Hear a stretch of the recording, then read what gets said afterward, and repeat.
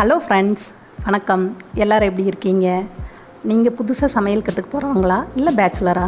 அப்போ கண்டிப்பாக இந்த வீடியோவை ஸ்கிப் பண்ணாமல் ஃபுல்லாக பாருங்கள். இந்த வீடியோ உங்களுக்கு ரொம்ப யூஸ்ஃபுல்லாக இருக்கும். இன்றைக்கி நம்ம என்ன சமைக்க போகிறோன்னா, ஒரு சிம்பிளான தக்காளி சாதம் எப்படி செய்யணும்னு பார்க்க போகிறோம். அதுக்கு முதல்ல 2 டம்ளர் அரிசியை 10 நிமிஷத்துக்கு முன்னாடியே எடுத்து ஊற வச்சு கழுவி எடுத்து வச்சுக்கோங்க.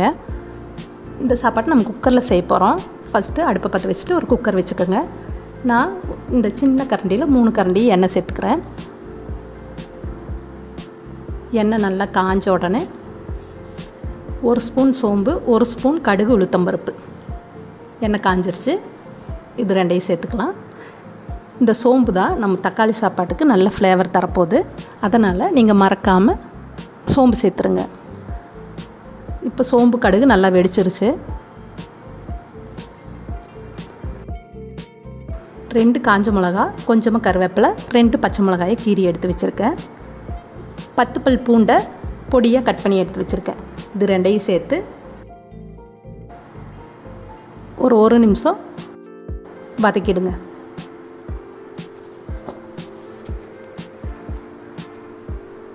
அடுத்து ஒரு பெரிய வெங்காயமும் 15 சின்ன வெங்காயம் பொடியாக கட் பண்ணி வச்சுருக்கேன். அதையும் சேர்த்து ஒரு 2 நிமிஷம் நல்லா பொன்னிறமாகிற அளவுக்கு வெங்காயத்தை வதக்கிடுங்க. நீங்கள் எந்த டிஷ் சமைக்க ஆரம்பித்தாலும் வெங்காயம் சேர்த்து தான் நம்ம சமைப்போம்.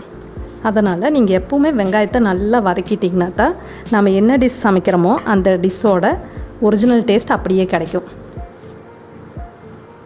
இப்போ நல்லா வெங்காயம் வதங்கிடுச்சு. 2 பெரிய தக்காளியை கட் பண்ணி வச்சுருக்கேன். அதையும் சேர்த்துடலாம். இந்த சாப்பாட்டுக்கு தேவையான அளவு உப்பு இப்போவே சேர்த்துக்கலாம். உப்பு சேர்த்து வதக்கினா தக்காளி சீக்கிரமாக வதங்கிடும். ஒரு 2 நிமிஷம் தக்காளியை நல்லா வதக்கிடுங்க.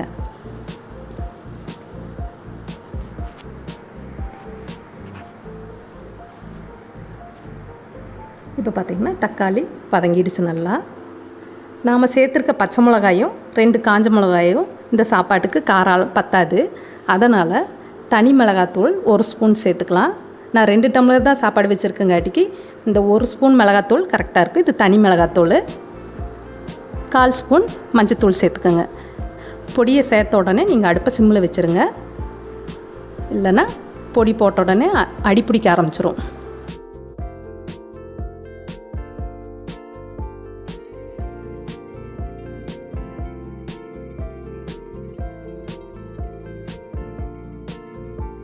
நான் இந்த டம்ளர் அளவில் தான் 2 டம்ளர் அரிசியை ஊற வச்சுருக்கேன்.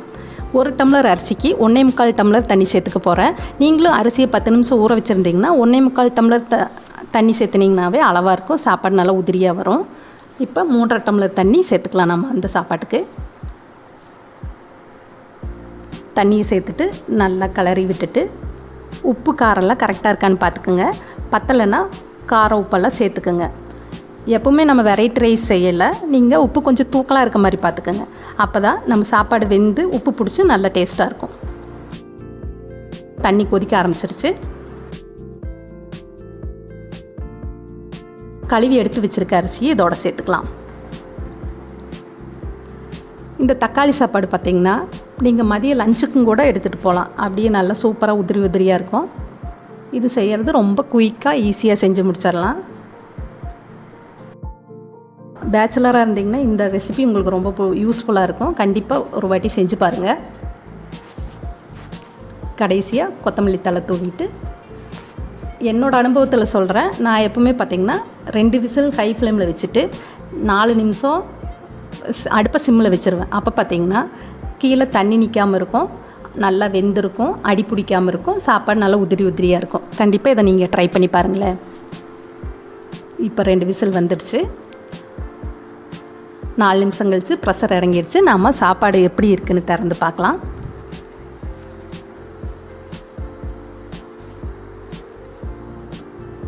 இப்போ பார்த்திங்கன்னா உங்களுக்கே தெரியும், பார்க்கவே சாப்பாடு ரொம்ப சூப்பராக வந்திருக்கு.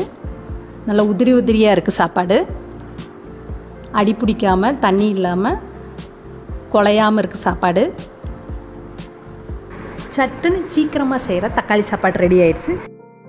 இதை உங்கள் வீட்டில் செஞ்சு பாருங்கள். செஞ்சு பார்த்துட்டு எப்படி வந்துச்சுன்ற ஃபீட்பேக்கை எனக்கு கண்டிப்பாக சொல்லுங்கள். இது வரைக்கும் நம்ம சேனல் நீங்கள் சப்ஸ்கிரைப் பண்ணலைன்னா மறக்காமல் ஃப்ரம் கோவை சேனலை சப்ஸ்கிரைப் பண்ணிக்கோங்க. இந்த சாப்பாட்டுக்கு புதினா துவையல், தேங்காய் சட்னி இல்லைன்னா கடைசிக்கு நீங்கள் ஊறுகாய் வச்சு சாப்பிட்டாலும் ரொம்ப சூப்பராக இருக்கும். இந்த வீடியோ உங்களுக்கு பிடிச்சிருந்தா மறக்காமல் லைக் பண்ணுங்கள், ஷேர் பண்ணுங்கள், நம்ம சேனலுக்கு சப்ஸ்கிரைப் பண்ணுங்கள். திரும்ப ஒரு நல்ல ரெசிபியில் நான் உங்களை சந்திக்கிறேன். Thank you. Bye bye. Take care.